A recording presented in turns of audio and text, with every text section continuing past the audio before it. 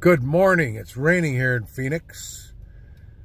And I hear so much generalized terminology these days that I almost have to throw out most conversations that I hear, especially on YouTube and various other media. The left. What is the left? Well, most of what these cretins are calling the left is actually centrist neoliberal Democrats. They're not left. They're like moderate neoliberal Republicans. They're all the same. So the neoliberals, left and right, and the fiscally conservative are basically ideologically the same. In other words, I heard some knucklehead this morning saying that some conservatives were compassionate, some Republicans were compassionate. Okay, now, if they were truly compassionate, would they support wars and American military adventures like the military-industrial congressional complex? No. This disqualifies them, as well as all your moderate and centrist Democrats. These cretins are all on the right. They're not the left. In fact, most of them want to privatize everything. Now, some of these commentators are getting some of this correct.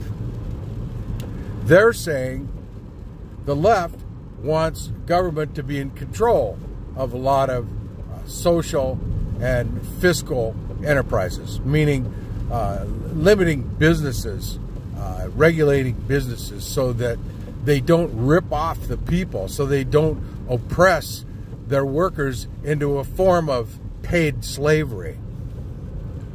Okay, that's closer to the real left. The real left gets defined as socialism. Well, real socialism is when the workers control the means of production. And no one is saying that, because government control of all these things is not really leftist. It's not really socialism. It's a form of government authoritarianism. And most of us don't want that. And then on the other side, you have anarcho-capitalism, a very deplorable, inhumane bunch of ideological bullshit.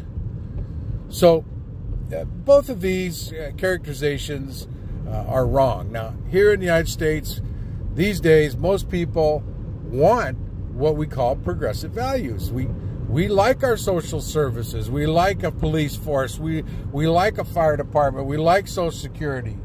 We like many of these social services. We like our postal system. We like so many of these things. Now, that doesn't mean there isn't corruption. That doesn't mean that there's a problem with mismanagement of funds and overspending and not carrying out things budgetarily.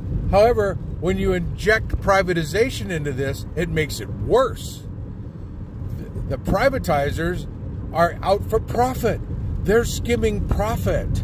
They're not providing nonprofit social service. So that has to go.